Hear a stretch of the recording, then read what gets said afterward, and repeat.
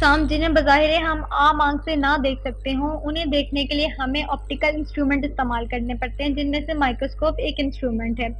Microscope एक ऐसा device है जिससे हम लोग ऐसी चीज़ें जैसे कि हमारा ब्लड है, अगर हमें मालूम करना हो कि हमारे ब्लड में जो है रेड ब्लड सेल भी हैं, प्लेटलेट्स भी हैं, व्हाइट ब्लड सेल्स भी हैं, हमें इनके बारे में मालूमात चाहिए हो, या हमें डीएनए का स्ट्रक्चर देखना हो, हमें मिनरल्स का क्रिस्टल सिस्टम देखना हो, किसी भी ग्रैन्यूल, किसी भी जो है पोलन ग्रेन का साइज़, उसका स्ट्रक्चर, उसकी इंफॉर्मेशन, प्रॉपर्टी वगैरह कुछ भी आपको मालूम करना हो, जो आप आम आँख से नहीं देख सकते, न्यूक्लियस का साइज़ तक आप आम आँख से नहीं देख सकते, तो उन चीज़ों को देखने के लिए आपको एक ऐसा इंस्ट्रूमेंट, ऑप्टिकल इंस्ट्रूमेंट इस्तेमाल करना पड़ता है, जिसे आप लोग जो है वो माइक्रोस्कोप कहते हैं। ये माइक्रोस्कोप है हमारी। माइक्रोस्कोप में हमारे पास एक आईपीस लेंस होता है। इस आईपीस लेंस के थ्रू हम लोग देखते हैं। ये वाली चीज़ को हम लोग बॉडी कहते हैं। ये जो है वो माइक्रोस्कोप की बॉडी होती है। इससे थोड़ा सा नीचे ऑब्जेक्टिव लेंसेज होते हैं।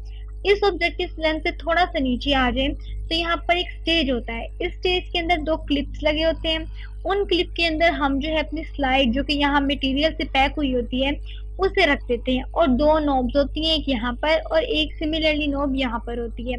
इन नॉब के जरिए हम क्या करते हैं कि स्लाइड को आगे पीछे या ऊपर नीचे मूवमेंट कर सकते हैं अकॉर्डिंग टू आवर रिक्वायरमेंट। उससे थोड़ा सा नीचे आ जाए तो यहाँ पर हमारे पास एक सोर्स होता है, जैसे कि अब फॉर एग्जांपल मैं एक बल्ब ले रही हूँ, तो इसकी जो लाइट होती है ये यहाँ पर पड़ती है। लाइट यहाँ पर पड़ती है, इस मिरर से रिफ्लेक्ट होती है और ऊपर की तरफ स्लाइड की तरफ मूवमेंट शो करती है। स्लाइड पर जब ये रोशनी पड़ती है तो हमें ऑब्जेक्ट का जो इमेज है बहुत क्लियरली नजर आता है। इसके अलावा यहाँ पर ये जो आर्म है, इसे आर्म बोलते हैं माइक्रोस्कोप का। इस आर्म से थोड़ा सा ऊपर हमारे पास फाइन और कोर्स फोकसिंग होती है, मतलब कि चीज़ों को ज़्यादा करीब से और ज़्यादा दूर से देखने के लिए 2 अलग नॉब होती हैं, जिन्हें फोकस करके हम आसानी से देख सकते हैं। तो ये माइक्रोस्कोप की जो है वो कंस्ट्रक्शन के बारे में था कि माइक्रोस्कोप की कंस्ट्रक्शन आखिर है क्या। अब सवाल ये पैदा होता है कि ये माइक्रोस्कोप काम किस तरह से करती है, इसके अंदर क्या-क्या चीज़ें इस्तेमाल की जाती हैं और ये किस बेस पे काम करती है। जैसे कि आपको मालूम है कि अगर एक मिरर है, तो मिरर की एक सतह जो है वो ट्रांसपेरेंट होती है और एक सतह जो है वो नॉन ट्रांसपेरेंट होती है। ये इसलिए होती है ताकि लाइट की रेज़ जब इस पे पड़े तो वो रिफ्लेक्ट हो जाए। लेकिन हम जो है वो माइक्रोस्कोप के अंदर जो है वो एक ऐसा ऑप्टिकल इंस्ट्रूमेंट इस्तेमाल करते हैं, एक ऐसा लेंस इस्तेमाल करते हैं, चूँकि लेंस में से जो रेज़ हैं वो पास कर जाती हैं। हम यहाँ पे कन्वेक्स लेंस इस्तेमाल करते हैं, जैसे कि ये एक कन्वेक्स लेंस है। कन्वेक्स लेंस के बारे में आपको मालूम है कि इसके जो कॉर्नर्स होते हैं वो बहुत ही बारीक होते हैं और दरमियान से ये बहुत ज़्यादा थिक होता है। इसे हम लोग कन्वेक्स लेंस कहते हैं। अब सवाल ये पैदा होता है कि हम सिर्फ कन्वेक्स लेंस को ही क्यों माइक्रोस्कोप के अंदर इस्तेमाल करते हैं। इसके 3 रीजन हैं। एक तो ये कि जो कन्वेक्स लेंस है वो हमेशा इमेज को बहुत बड़ा मैग्नीफाई करके दिखाता है।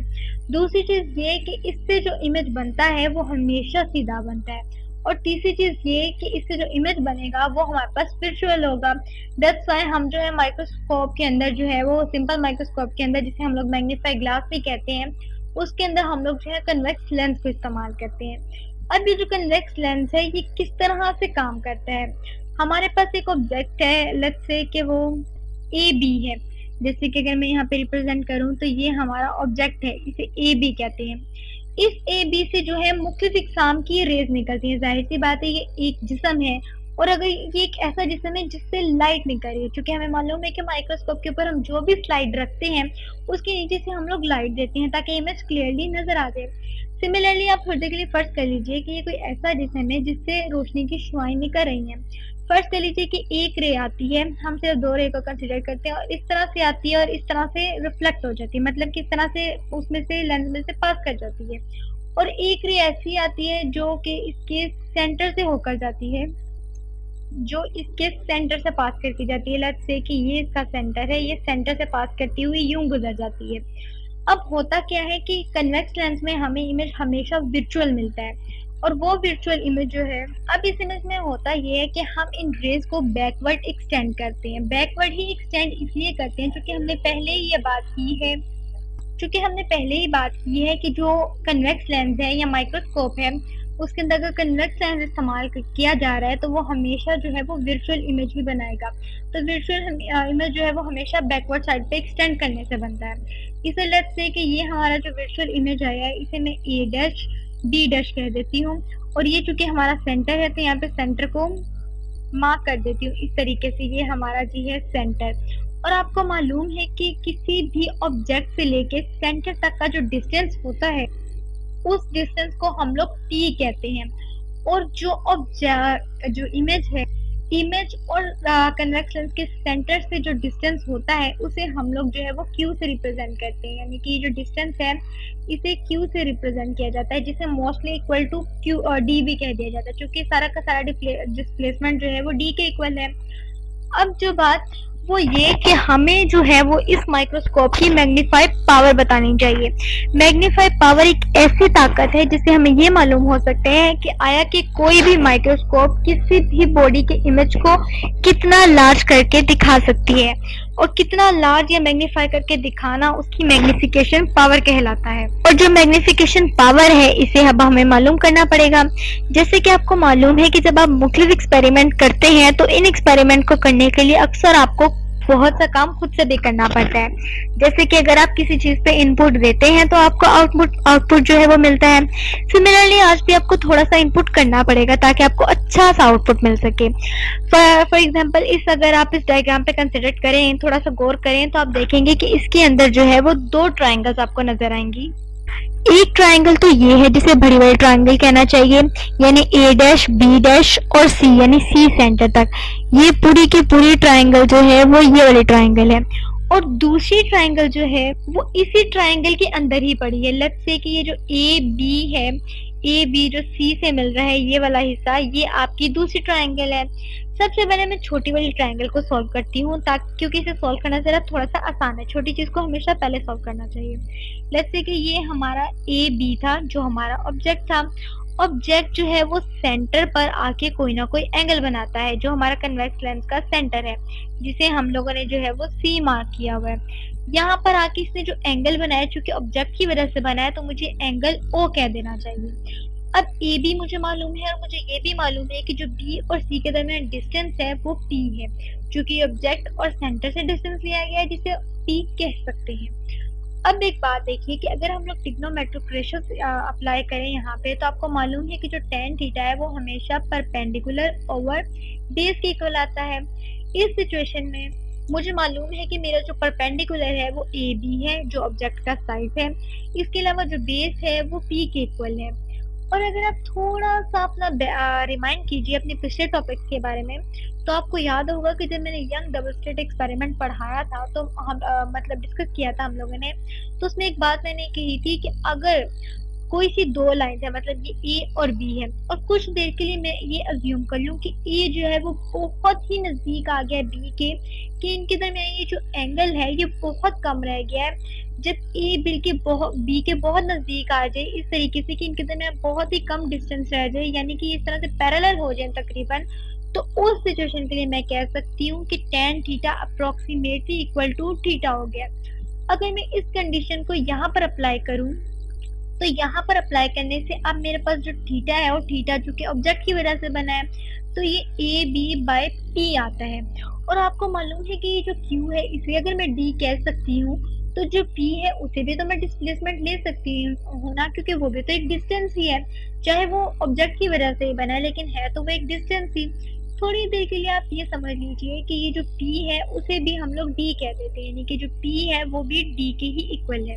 तो ये हमारी जो है थीटा ऑब्जेक्ट सॉल्व हो गई। अब अगर मैं बड़ी ट्रायंगल कंसीडर करूं, तो बड़ी ट्रायंगल में क्या है कि ये हमारे पास E डैश है, ये A डैश है, और ये जो है वो सेंटर C, और यहाँ पर जो एंगल बनेगा वो इमेज की वजह से बनेगा, जिसे थीटा I कहना चाहिए।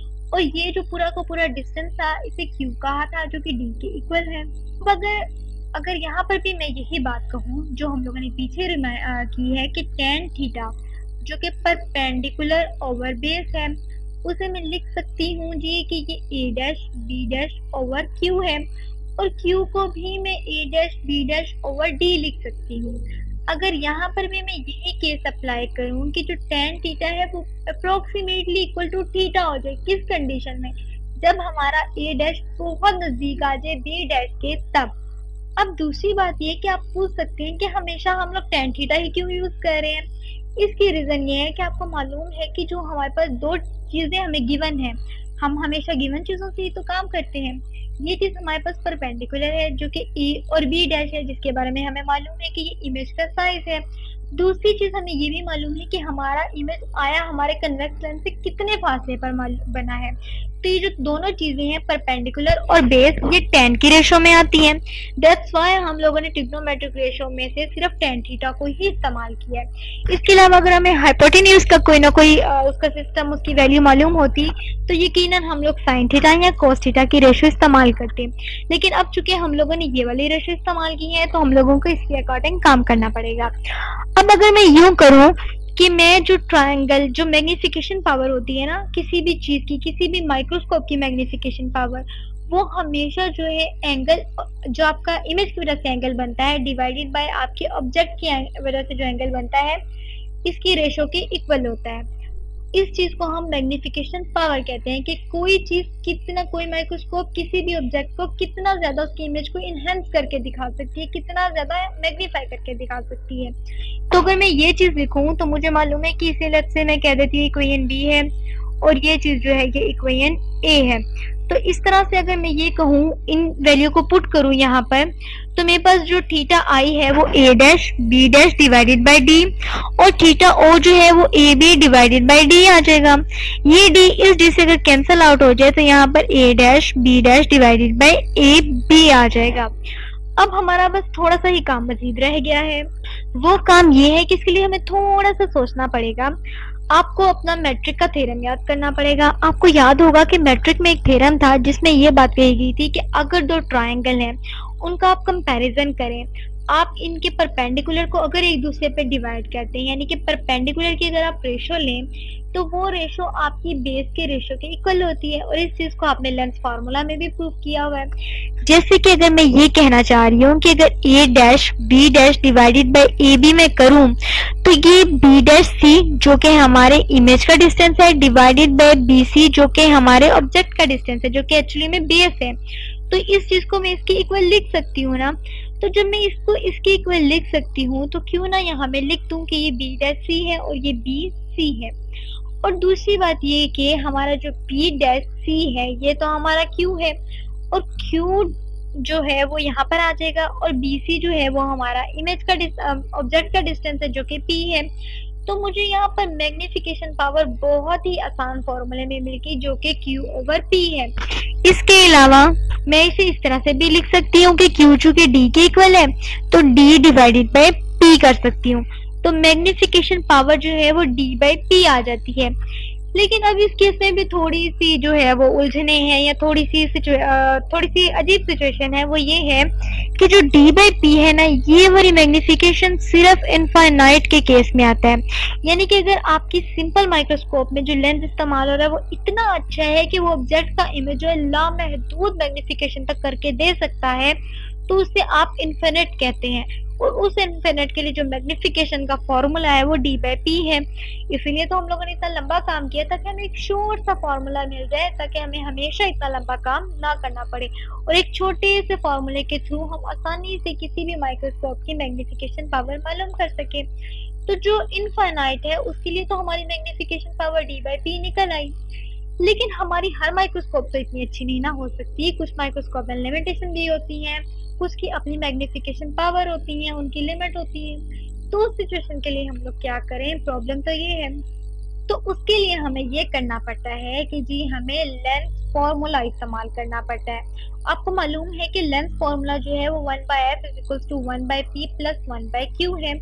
और q इस सिचुएशन में चूंकि माइनस q है, क्योंकि हमारा जो q है वो इमेज है और इमेज जो है वो नेगेटिव बना है वर्चुअल, तो इसे मैं माइनस d भी तो लिख सकती हूँ ना, चूंकि ये d के इक्वल है। तो अगर लेट्स सपोज मैंने लिख ही लिया है यहाँ पर, तो यहाँ पर लिखने से क्या आया है कि 1/-d। तो अब क्या होता है, अगर मैं ये करूँ कि मैं मैथ्स का एक रूल अप्लाई कर लूँ। मैथ्स का रूल ये है कि अगर आप किसी इक्वेशन की एक साइड पे किसी भी चीज से मल्टीप्लाई करें तो आपको वो काम पूरी इक्वेशन की साइड पर करना पड़ता है। अगर लेट्स सपोज मैं इसे यहाँ d से मल्टीप्लाई कर दूँ तो मुझे पूरी इक्वेशन ए डैश को जो है वो डी से मल्टीप्लाई करना पड़ेगा। इसे मल्टीप्लाई करने का फायदा क्या होगा, चलिए देखते हैं करके इसका कोई फायदा निकलता भी है या नहीं। डी बाई एफ यहाँ पर आ जाएगा, यहाँ डी बाई पी आ जाएगा, यहाँ पर माइनस डी बाई डी आ जाएगा, ये कैंसिल आउट होकर 1 बच जाएगा। इसका फायदा मैं आपको यहाँ से देखकर बता सकती हूँ। हमने कहा कि जो मैग्निफिकेशन पावर है वो डी बाई पी के इक्वल है। इसका मतलब है ये मैग्निफिकेशन पावर का फॉर्मूला तो है, लेकिन इनफाइनाइट के केस में। इसका मतलब है जो फाइनाइट के केस में होगा वो भी तो इससे मिलता जुलता ही होगा। दैट्स व्हाई मैंने यहाँ पे इस तरह का फॉर्मूला बनाया है कि यहाँ पे डी बाई पी मुझे मिल सके।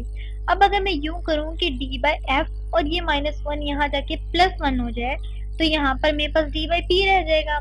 और ये जो डी बाई पी है इसे तो मैं मैग्निफिकेशन कह सकती हूँ ना, ये m के इक्वल है।